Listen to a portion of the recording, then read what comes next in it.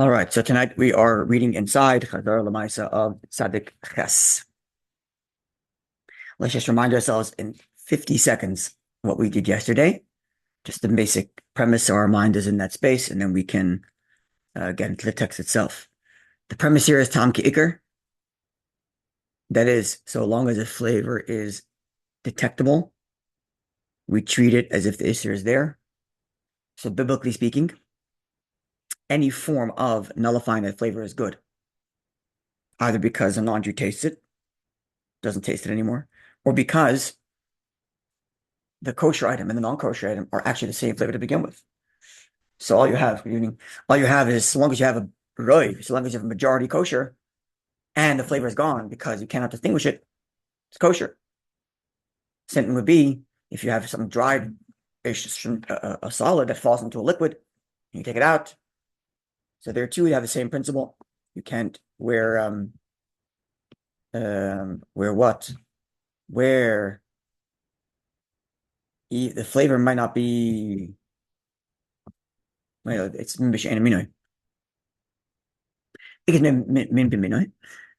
but our sages, the Chachamim, said that we require nullification as if the flavor were separate, and that's if you go by 60, because 60 to the ratio is the number that the sages determined, the Chacham determined, is the ratio at which flavor is nullified. So when you have two of the same flavor types, where there is no flavor detectable, and therefore, biblically speaking, all you need is a roiv, because you have no tam kicker, no flavor, and you have a roiv, but the Chacham say you have to have 60 times the amount as if the flavor were detectable. So that there's a uniform 60 nullification. That's the basic premise that we discussed yesterday at length. So let's look inside. Siman Tzadik Ches, chapter 98. Din Isser Shenis Arab Beheter, the law of that which is prohibited that falls into something that's permitted, V'oifim Bituloi, in the manner in which it becomes nullified, Tesifim, and this chapter includes 9 subsections. Aleph, Seif Aleph, the first subsection. Isser Shenis Arab Beheter, if you have something prohibited that falls into something that's permitted, Min B'She'ena Minoi, and they are of 2 different types. Going, for example, chelev, non-kosher fat, shenis arab, a basar that falls into meat and gets absorbed within meat. The fat has a distinct flavor. Yitme'enu goy, yitamenu goy, says the Rama, says the Shulchan Aruch. A goy can taste it, and therefore, in oimer, she'en by tam chalav, if he said chelev, I'm sorry, if he says I taste no fat, no non-kosher fat, or he says, look, I can taste that there's some flavor of non-kosher fat. Eloshu pogum, but the flavor is making it worse. It's detrimental. So mut is permitted because you have bittul tam, no longer tam kaker, either because bittul you no longer can taste it, or it's nullified because the flavor is no longer faithful to the original. It's litzim tam gam. Yeah. Okay. So now we have some conditions about when we rely on a non-Jew. It should be noted at the outset that this is not going to matter because at the end of the day, we follow the Ramah. And the Ramah rules is we're going to say, we do not rely on a non-Jew. However, there is going to be practical relevance. And when we get to our Chazzarah u'LeMaaseh, I'll explain how. But here, before we get to that, in the Mechaber's view, which says we are allowed to rely on a non-Jew to tell us if the flavor is present or not, there are some conditions. For who? And this is, sorry. No, before that. If it's a negative flavor right now, but it's going to cause a positive flavor later, then it's still non-kosher. Okay, so when the guy says that it's a negative flavor, it has to be negative flavor, absolutely. Okay, so here's the condition for relying on a non-Jew. The tzarech requires the guy should not know that we are relying on his tasting to decide whether we're eating or not. Because we are concerned that he is lying to gain our favor. He'll try to read our face to see what we want. So therefore, it has to be such that he's saying it without any ulterior expectation or motive. And the term halach for that is mesiach lefitumoi. He speaks in his innocence. Okay. Now there's another condition that the Shulchan Aruch did not mention. Mentioned in the Poskim, mentioned in the Gemara. It's a whole discussion in the Gemara what that means, but it's not mentioned in the Shulchan Aruch for whatever reason. And the other condition is if the non-Jew is a professional taste tester, in which case his reputation is on the line and he isn't going to lie. Okay, the main sham guy, if there's no non-Jew, upon whom we can rely, taste it for us as a Shulchan Aruch, then Mishad and Meshishim, we measure it based on the ratio of 60. Because as we learned, we explained, the Chachamim, our sages, have determined that 60 to the ratio is what will nullify the flavor. Likewise, now, what happens if the two items are of the same type, the kosher and the non-kosher? So let's give an example of that. You have non-kosher fat with kosher fat, or non-kosher meat with kosher meat. Both beef, same flavor. So now, because I can no longer determine the flavor, and therefore biblically it's perfectly fine, so long as I have majority kosher. Nonetheless, by the decree of the sages, Mishad and Beshishim, we have to measure it by 60 as if it gave flavor. Clear? Clear? Says the Ramah, we don't rely on non-Jews nowadays, and we measure everything by 60. So whether it's min b'minoi, where you cannot taste it, and this is by the sages decree, you have to go by 60 anyway, or it's min b'she'ein, where maybe you could taste it. And that would be enough because Tom is no longer available, and Tom kicker is already done because you can't taste it. Nonetheless, we don't rely on the taste of a non-Jew. Now, why? So a few things. Let's start from the end first. Why is it that we don't rely on a non-Jew? Why not? Two reasons. And we'll think of a practical difference between the two. Reason number one is because we don't trust the Goyim anymore. They're all out to get us.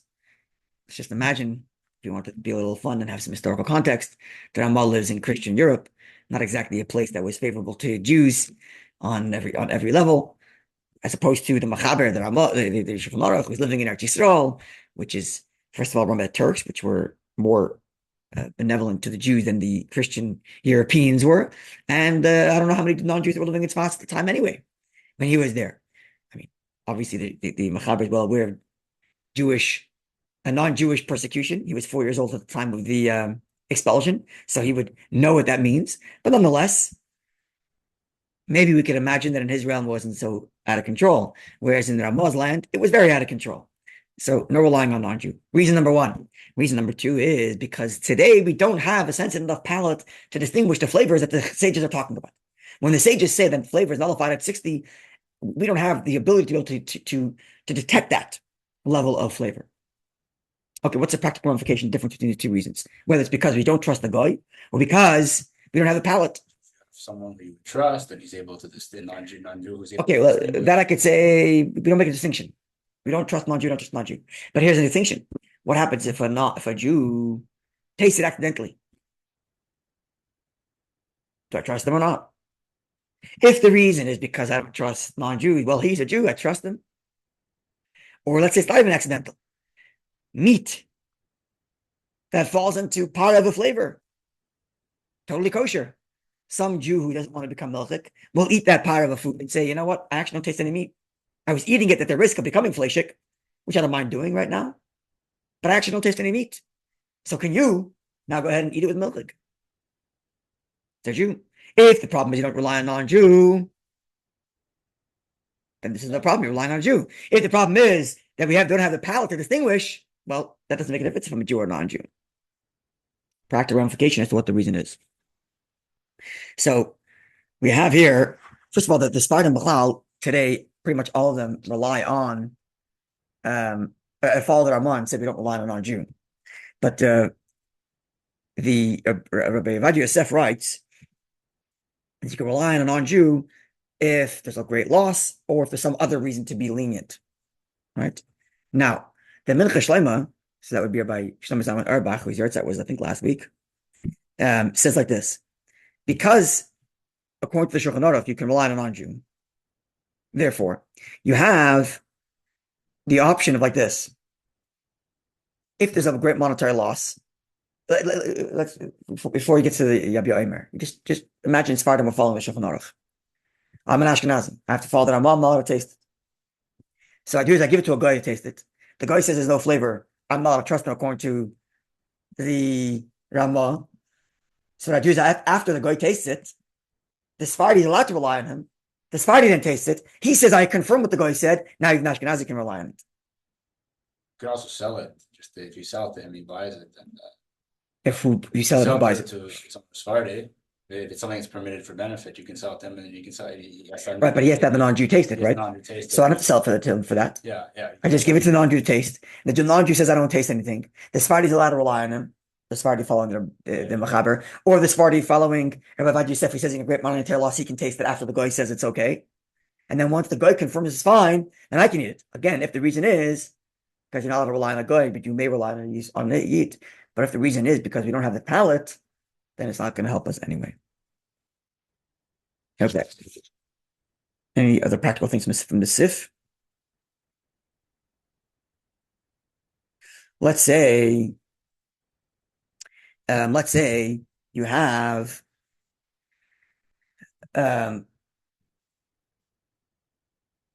two pieces of meat that fall into a mixture, a part of a mixture. One of the pieces of meat is kosher, and one of the pieces of meat is not kosher. And now I can taste some meat. But if there was no kosher meat, I probably wouldn't be able to taste the meat. Still, we can rely on the nullification. That's the majority rule. You could taste the meat because there's two pieces. Yeah. Of meat. Say again? You could taste the meat because there's two pieces rather than one piece. Yeah, because there's more. Because there's more meat. It's non-kosher meat and kosher meat. They're both beef. Yeah.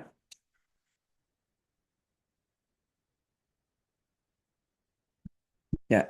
So when it comes to a Jew tasting by accident, I mentioned before the Jew tasting parav, which is more lenient. But again, if the issue is, if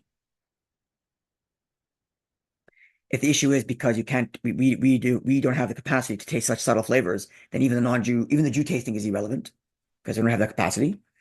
There's also another element, so now when it comes to the guy who tastes by accident, the non-Jew tastes by accident. I'm sorry, the Jew tastes by accident this food that has a little bit of non-kosher in it. Can I rely on him saying I don't taste anything? So first of all, again, if we follow the reason that says because we don't have the capacity to distinguish, then for sure I can't rely on what the Jew says here. But moreover, even if the reason for the Ramah is because I don't rely on non-Jews, which would mean I could rely on Jews, in this case, because he ate by accident, he wasn't eating with the expressed intent of looking out for flavor, we're not going to rely on the fact that he says, oh, I don't taste anything non-kosher in there. Because he ate it by accident without expecting any flavor, which means we have to assume that the person tasting it and telling us it's kosher or not, that what flavors are in there, is doing so with the intent of looking out for flavors. So the Jew eating the non-kosher by accident, the mixture by accident, would not be enough to tell us that, oh, I don't taste any non-kosher flavor in there. Even according to the view which says that the problem with the non-Jew is because he's a non-Jew. Is that clear? Okay. Good evening on Zoom. Okay, the way you measure by 60 is by volume, and you have to remove all the air pockets, right? If it's by volume. There is, however, one way in which you can measure 60 by weight, and that would be even better. That's only if all the food items are the same type. So in other words, if you're, let's say, if the non-kosher mixed with a mixture of vegetables and meat and this and that, you couldn't measure 60 to the ratio by weight because some foods are denser than others. So you'd have to go by volume, and the volume has to be free of any air pockets. But if it's all, let's say, meat, that all the food items there have the same density, and you could measure by weight, and that would probably be even more accurate. However, it should be known that you don't have to get out your measuring of any kind. You can go by estimation, but you can only go by estimation if you're being very generous and saying, oh, there's definitely way more than 60. And then you can go by estimation, especially on Shabbos when you may not measure. Then certainly you can rely on estimation. But again, only such estimation where you're like, oh, there's way more than 60 in there, which is most cases, and trying to drop milk in a big bowl of soup or something, or a big pot of soup or something like that. Okay, clear? Off to sit base. Yes, everybody with me? Okay, sit base. Very good. In this Arab min b'minoi. Now, what if I have a mixture of one food item and the kosher and the non-kosher are both of the same type. Min b'minoi, a kind in its own kind, a species in its own species. So the kosher and the non-kosher are both of the same type. Okay? So then we learned already. Let's understand what the case is. Biblically speaking, I don't need 60 because there's no profile, there's no flavor profile here. It's unique to the non-kosher. So Tom is no longer here. So Tom Kikr is not an issue. All I need is Roiv. So long as the majority is kosher, I'm fine, biblically speaking. But the sages came along and said, no, I want you to have a uniform. And therefore I want to nullify that even when the flavor is indistinguishable because it's min b'mino, it's the same kind. I still want you to have 60 to the ratio. That's what the sages said. Which means now, the reason why I'm extending myself and nullifying it by 60 is only rabbinic. And we discussed yesterday, halacha is across the board in any area of halacha, sveika d'rabbanan l'kula. Whenever there's a doubt of a rabbinic nature, we go lenient. If it's min b'she'eina minoi, if it's one type in another type, the non-kosher is of a different type than the kosher, which means the non-kosher has a distinct flavor from the kosher. Then the fact that I have to have 60 is not rabbinic, it's biblical, because I have to get rid of Tom Kaker. But in the case over here where it's min b'minoi, both the kosher and the non-kosher are of the same type. So biblically, all I need is roiv is a majority kosher. The fact that I'm going to 60 is a rabbinic decree. I have the leniency in the case of doubt, and that's what we're about to learn now. And therefore, the nishbach and a little bit spilled out of this mixture. Or, doesn't mention it here, but it's the same price as he mentions in our halacha u'LeMaaseh, a friend here. Or let's say a non-Jew ate a little bit, and not how much he ate. Yeah. The Inyan and such that I can no longer determine how much is there. I can no longer determine the ratio because some of the mixture is missing, either because it's built out, or because a non-Jew took some, or because when it was poured in, I don't know how much poured in, or because a non-Jew put it in, I don't know how big the non-Jew threw it in. Whatever the reason why, I don't know. But if the reason I don't know is because it's unknowable to me, then so long as you are certain that the majority was kosher, I just don't know if I had 60 to the ratio. Mutter is permitted because all mutter is a rabbinic doubt. Because biblically speaking, it's okay because I have a majority. But if I don't know that I had a majority of kosher, and now my doubt is of a biblical nature, then also it's forbidden because doubts of a biblical nature, we go stringent. Now comes the Ramah, which the Shach is going to go against this Ramah. So what are you saying? What are you saying? And let's think the logic before we even read the Shach. Let's just think if you could figure out the logic of the Shach. What does the Ramah say? Well, how do we determine what's considered one type of the same as the other type? If I asked you that question, based on everything we just learned, and I told you and I asked you, how do you define whether or not the kosher and the non-kosher are the same type or not the same type? What would you say?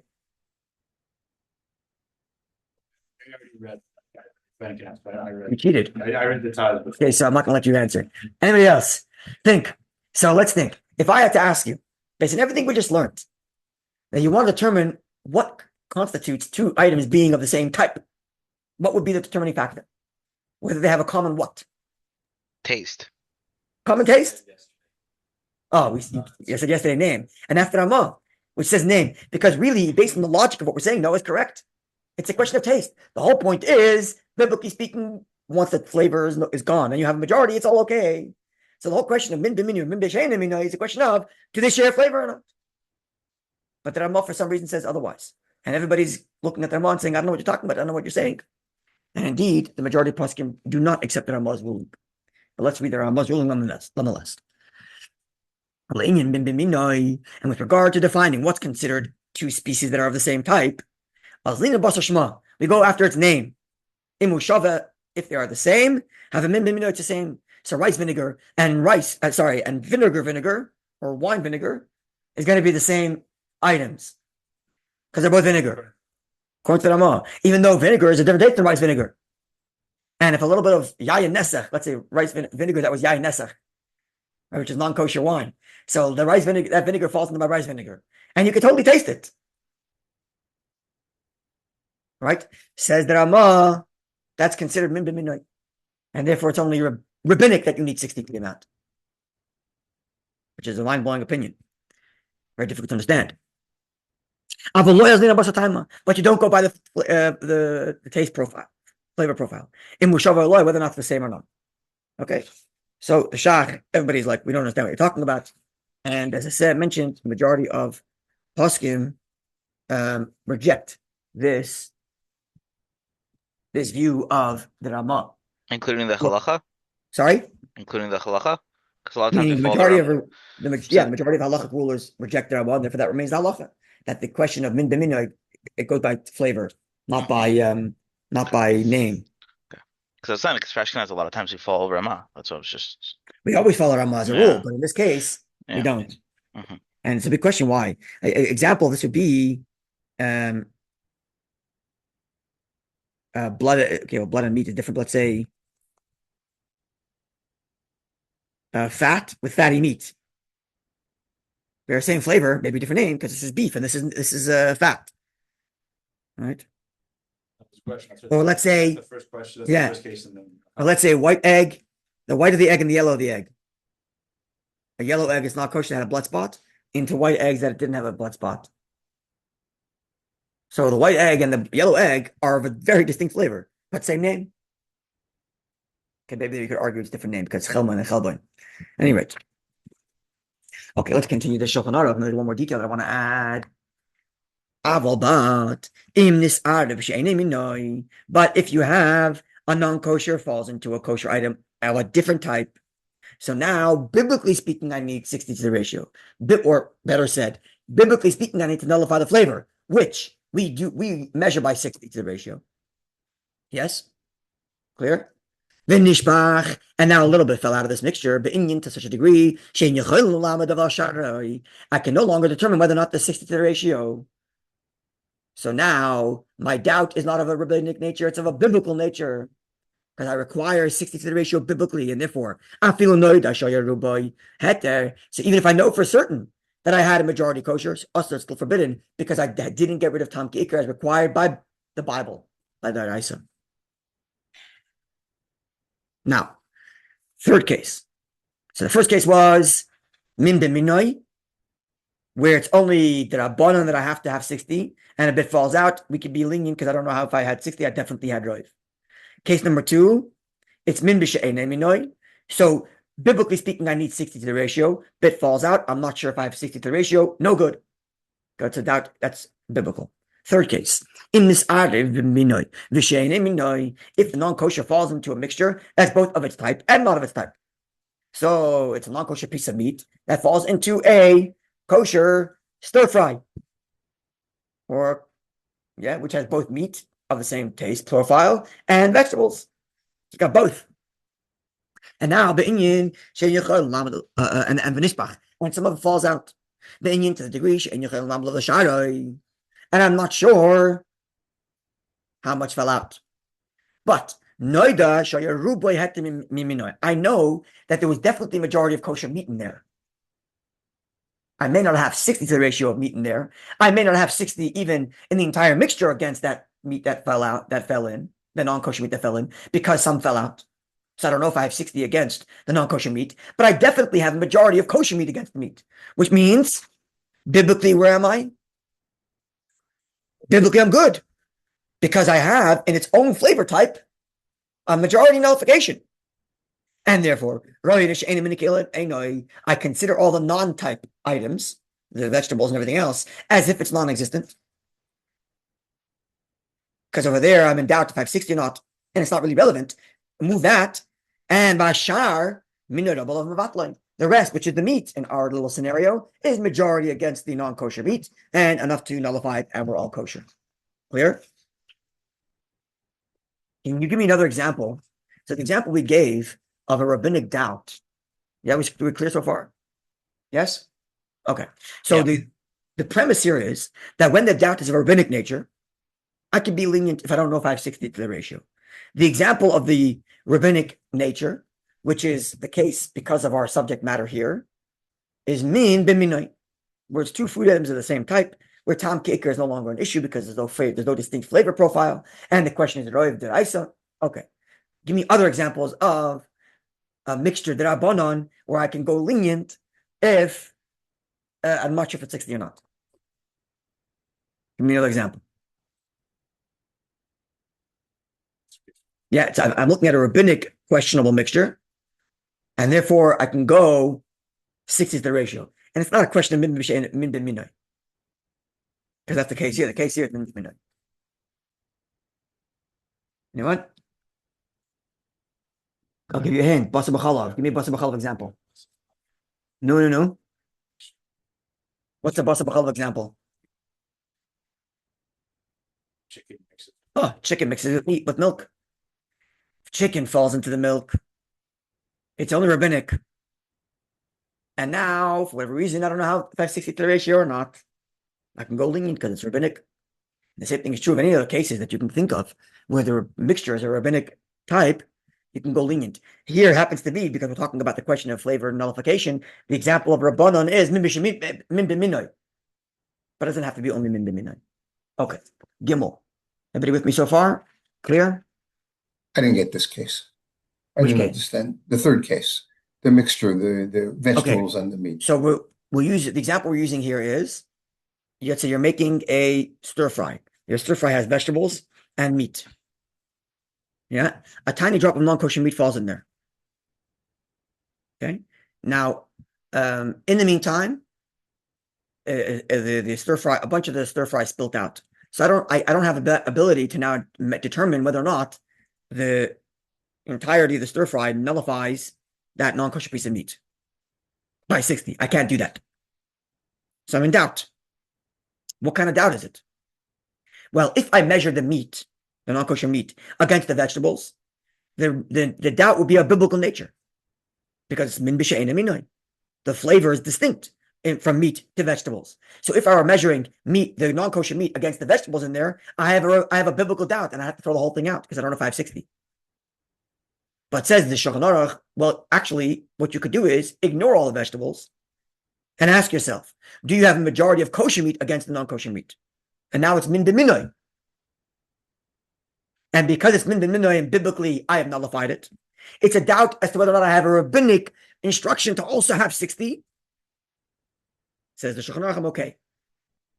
Because biblically speaking, I can nullify that little non-kosher meat in its own type by a majority, which is the other kosher, which is the kosher meat. Even though I don't have 60 against it, I don't know if I have 60 against it between the vegetables and everything else. Because at least I have a biblical grounding upon which I could say it's nullified.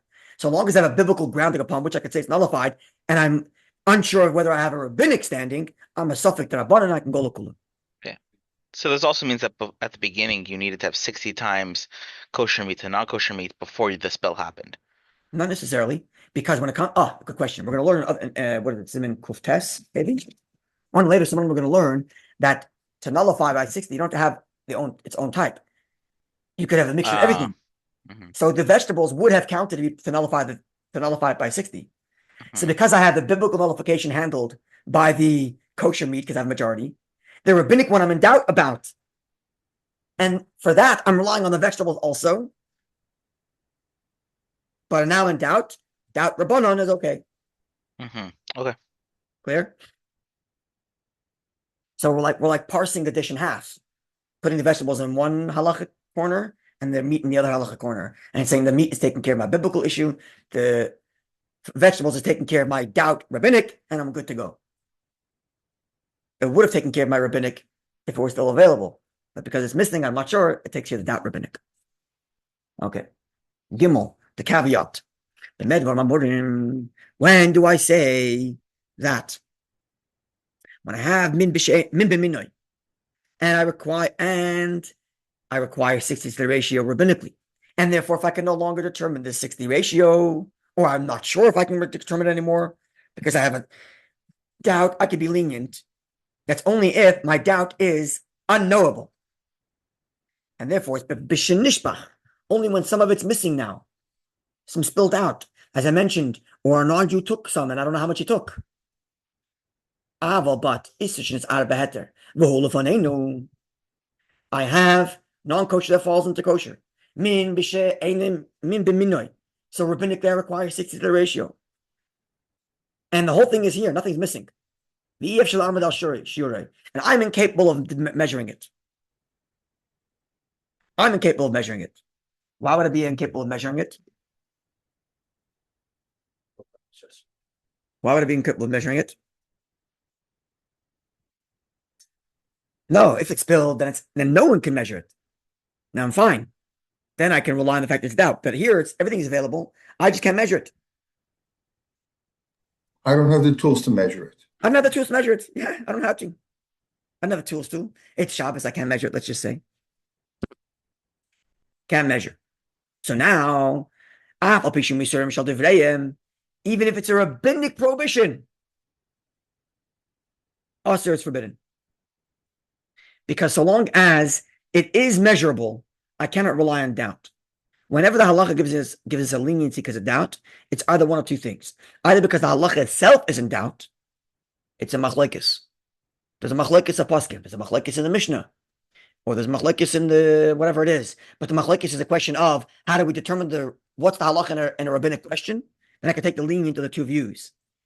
So that's option A. If the doubt is in halacha itself, then the halacha will say, because I am in doubt, you can go lenient because my doubt is a rabbinic nature. Or B, and that's the case here, where the doubt is empirical. It's not lack of knowledge. Lack of knowledge does not count as doubt in halacha. This is one of the most famous examples of this. The Alter Rebbe writes this very strongly about the fact that if someone doesn't know what the bracha of something is, you can make shahakal. Says the Alter Rebbe. The fact that you don't know that it's shahakal because you don't know what the bracha is because you haven't opened up the Shulchan Aruch or because you haven't called the Rav to ask him what the bracha is does not constitute a doubt, and you cannot make shahakal. Go make a phone call, call the Rav, go open the Shulchan Aruch, find out.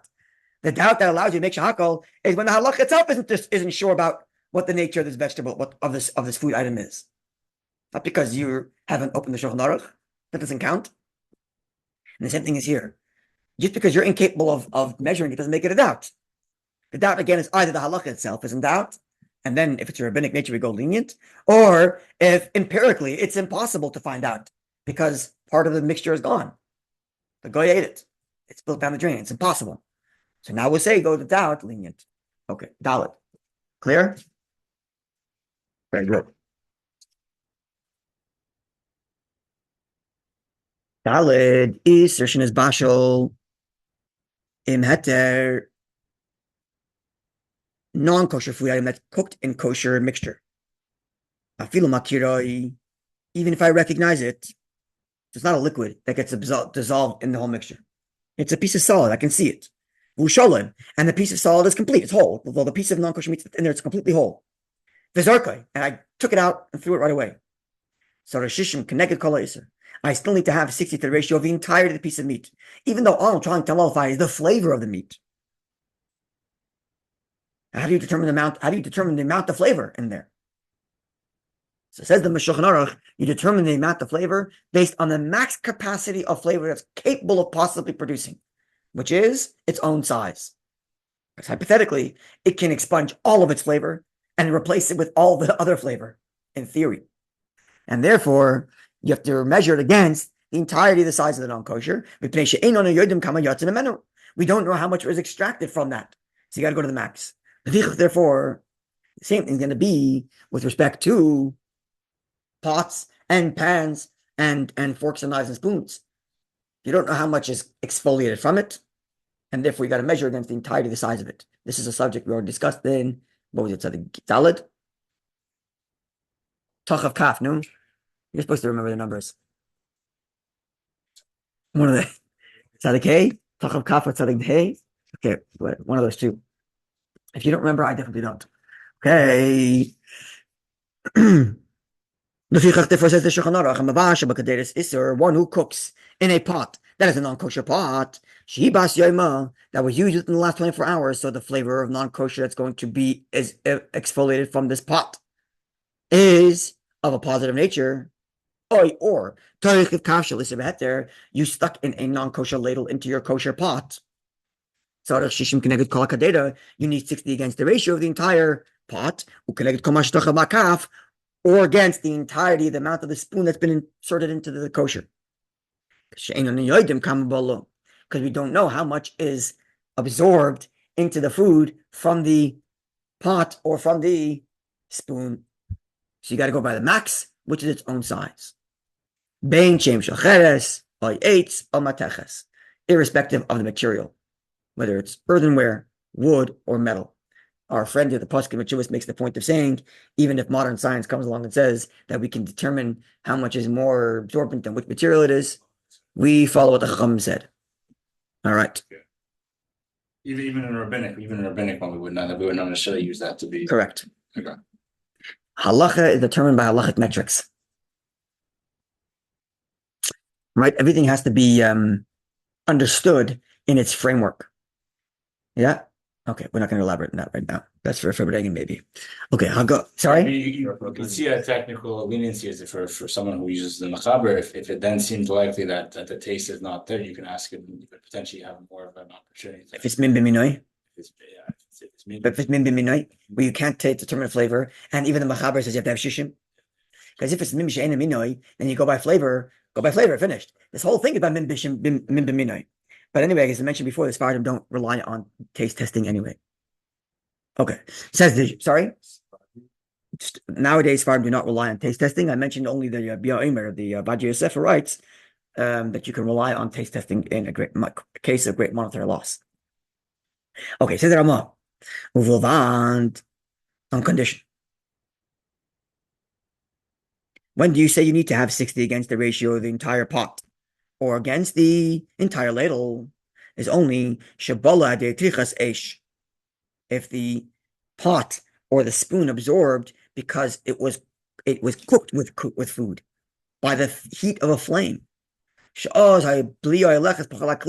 And then I say because of the flame, because of the heat, the flavor extends throughout the entirety of the pot. But there are other ways in which dishes can absorb. And this goes way back to kufay. You can absorb through pickling. You can absorb through salting. You absorb through, what's other example? Iroi, by pouring on top of it. And in each of those times, the absorption level is less. Either it's kedei klipa, or it's only the amount of the pot that was actually engaged with the food. Right? But if it's through heat, then it goes to the entire pot.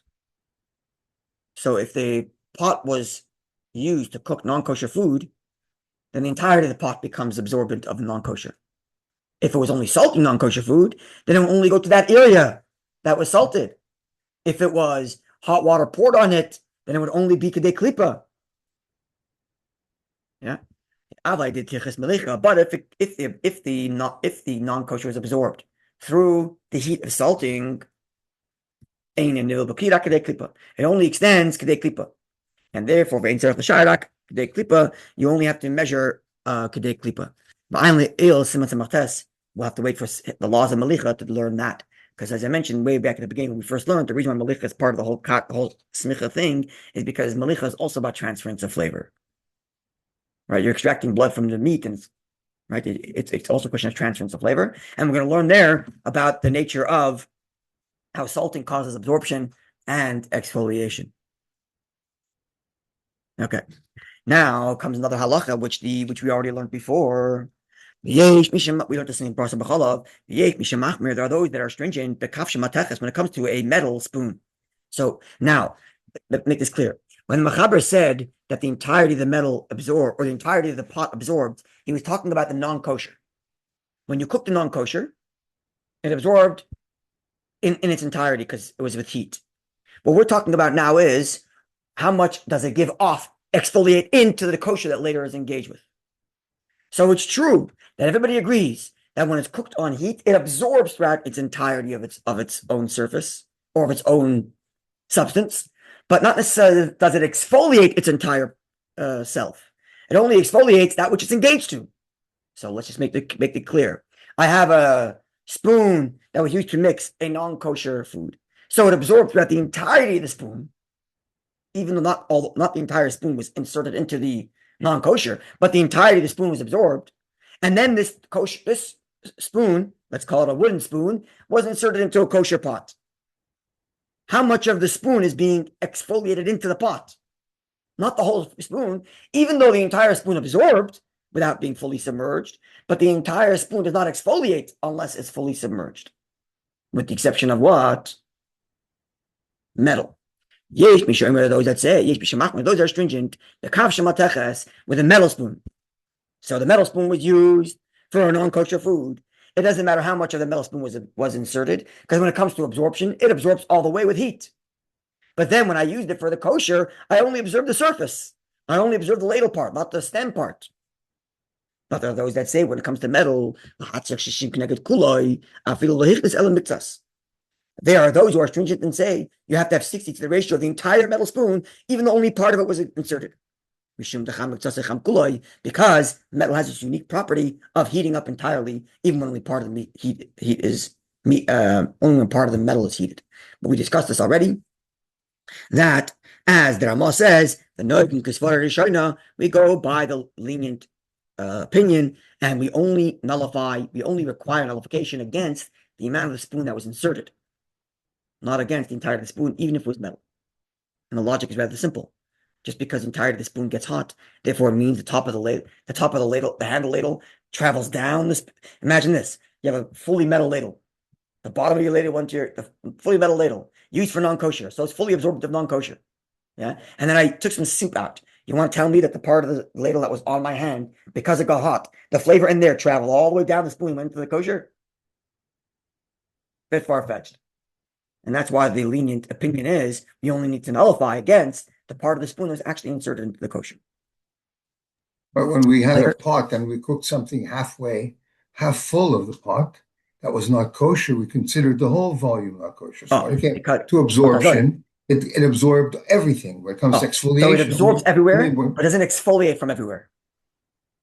So when it was cooking in the non-kosher, yes, the entirety of the pot became non-kosher, even though it was only cooked halfway up.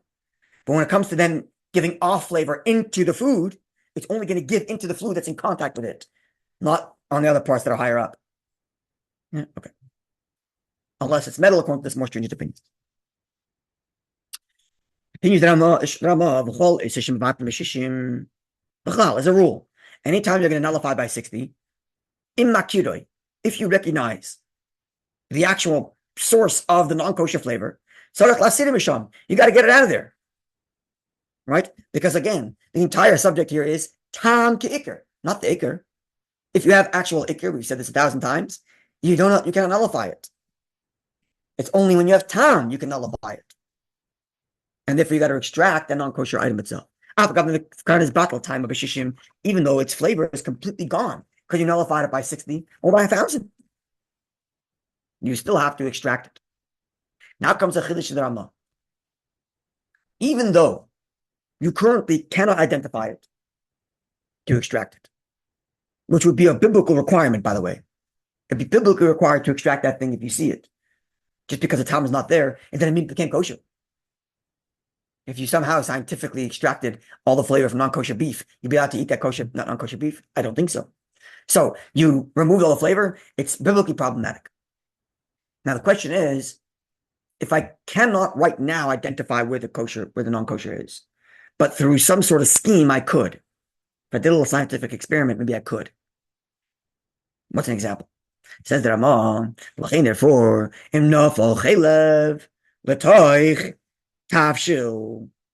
non-kosher fat falls into my kosher stew. It is battle time, and my kosher stew is 60 to the ratio of my non-kosher fat. So I nullify the flavor, and I cannot identify it right now because it's liquid, and the whole liquid's mixed inside. I can't somehow extract the non-kosher fat. But if I did a little scheme, I could. So you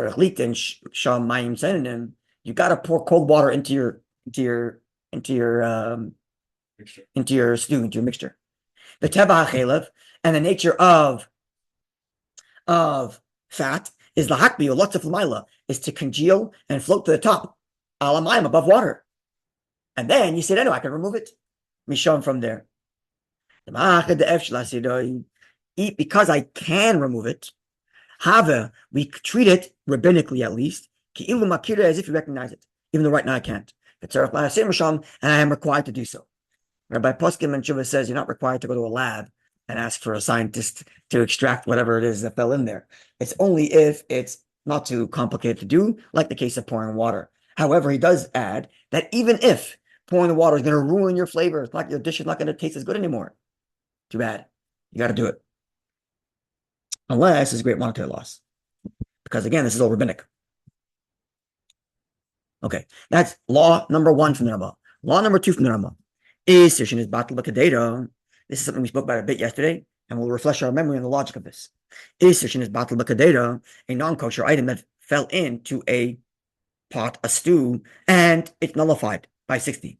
And as is required by the law, I removed that piece of non-kosher meat. And then it fell into a different pot. You have to again nullify it by 60. Neged kulei, against the entirety of the whole prohibited meat item. Even though it's impossible, but the reason why you're going 60 against the entire meat item is because we don't know how much was given off. And if we can go to the max amount, which is its own size. Now, it's impossible. It gave off its whole size once here and once there. It's not possible. But I don't know which one it gave where and how much. Maybe the first one it gave nothing, and the second one it gave a whole flavor. I don't know. Because I don't know, therefore I have to go 60 to the ratio against the entire piece of meat, even though it fell into another pot. Likewise forever. So it fell once to one pot, into pot B, to pot C, pot D, E, F. Each one of those pots requires 60 against the ratio of the piece of meat that fell in there, piece of non-kosher meat. However, if it falls into the same pot twice, so even if I'm in doubt, did the whole flavor come out the first time, or did the whole flavor come out the second time? I don't care. It's in the same spot, and it's never going to be bigger than itself. And if I only need 60, 1/60th against it. See earlier in Tzaddik Daled, where there we learned when it comes to Basar B'Chalav, you need 120. Because again, it's two different Isurim when it comes to Basar B'Chalav. The first time meat falls into milk, you got to nullify the flavor of meat. When that meat comes out, it itself is now Basar B'Chalav. It falls in, I got to get another 60 against Basar B'Chalav. Because of Chatich and Nas and Nevela. Okay, now let's get a hypothetical. If we're looking at Tzaddik here with my case, let's say like this. A non-kosher piece of meat didn't fall into this. But let's say a kosher piece of meat, but this kosher piece of meat has absorbed non-kosher fat. What does the Ramah say about the piece of meat? What does the Shulchan Aruch say about this piece of meat? There's no 60 to the ratio. The piece of meat does not have 60 times the fat that's in it. So I definitely cannot eat this piece of meat. But what do they say about the nature of this piece of meat? Hanan. Who says Hanan? Yeah? Not the Mechaber, right? Not the Mechaber. The Ramah says Hanan. The Ramah says. So now let's imagine this piece of meat that has non-kosher fat in it. It falls into another food item. How much do I need 60 against? According to the Ramah, you have to have 60 against the entire piece of meat. Because Hanan, according to the Mechaber, you don't have to have 60 against the fat that was absorbed in the piece of meat. Very good. Very good. Okay, it's 9 o'clock. And we still have Hey, Vav, Zayin, Ches test. They're not complicated sifim. We should be able to go through it. So I would like to do it tomorrow. And tomorrow night, however, is the l'chaim of our fellow student here. Shlomo Gross is he's having an engagement party in Dollard tomorrow night. It's officially called for. Okay, I don't want to make any promise right now, but I would like to give the share before I go, which means I'm going to put a poll out. Hopefully we can do this, which means start the share 7, maybe even 6:45. So that way we can get there and not be too late. So look out for the poll tomorrow. So I do want to finish this. Hevav, Zayin, Ches, and Test. I guess not very difficult Simanim, not very difficult Sifim. The foundations we already know from yesterday, from today, and especially from the last 6 months of learning. A lot of the principles have already been covered. But nonetheless, I still would like to do Chazzarah to go through them. So look out on the chat tomorrow, God willing. Okay, you have a wonderful evening. Class. You too. Right, Eden. Bye.